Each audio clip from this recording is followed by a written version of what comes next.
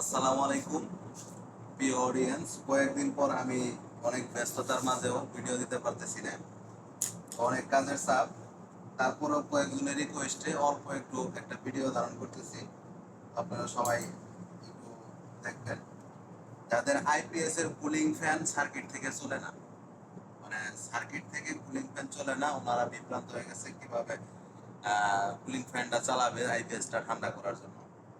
তো তাদের জন্য আমি শর্টকাট দিয়ে দিলাম। আইপিএস এর ট্রান্সফরমারের সাথে 12 ভোল্ট এসি আছে, 12 ভোল্ট এসি থেকে আপনি 12 ভোল্ট ডিসি বানাই নেবেন। এইভাবে এই যে 4টা ডায়োড নেবেন, আপনারা 4007 নেবেন। আমি এটা অন্য ডায়োড দিয়ে আপনাদের দেখাচ্ছি। 4007 ডায়োড নিয়ে ডায়োডের মাথায় দেখছেন যে সাদা চিহ্ন আছে, হ্যাঁ, সাদা চিহ্ন 2 মাথা দিবেন, একদিকে পেঁচাইবেন। আর এই কালো মাথা 2 দিকে একদিকে পেঁচাইবেন। 2 মাথা, এক মাথা নেগেটিভ, এক মাথা পজিটিভ। তো সাথে সাথে পেঁচাইবেন। দেওয়ার পরে এটা ব্রিজ করে নেবেন। ব্রিজ, এই যে আমাদের ব্রিজ হয়ে গেল। এই দুটো আপনি এইভাবে পেঁচাইবেন।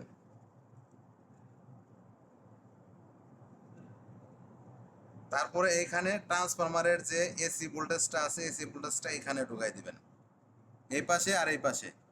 আর এই সাদা মাথা আর এই কালো মাথা 2 মাথা থাকবো। আপনি ভোল্টেজ মাপবেন, মাপার পরে নেগেটিভ পজিটিভ পাইবেন। আপনি নেগেটিভ পজিটিভ ফ্যানের নেগেটিভ পজিটিভের সাথে দিয়ে দিবেন। আর এখানে অবশ্যই 1000 মাইক্রোফ্যারাড অথবা 470 মাইক্রোফ্যারাড 25 ভোল্ট অথবা 35 ভোল্টের একটা ক্যাপাসিটার ব্যবহার করবেন 12 ভোল্ট ভোল্টেজের জন্য। তাইলে আপনার কুলিং ফ্যান চলবে। তো ভিডিওটা যদি আপনাদের ভালো লাগে, যারা আমার এই ভিডিও দেখেন তাদের জন্য অসংখ্য অসংখ্য ধন্যবাদ। আপনার ভিডিওটা লাইক কমেন্ট করেন। ভালো থাকবেন, সুস্থ থাকবেন। আসসালামু আলাইকুম।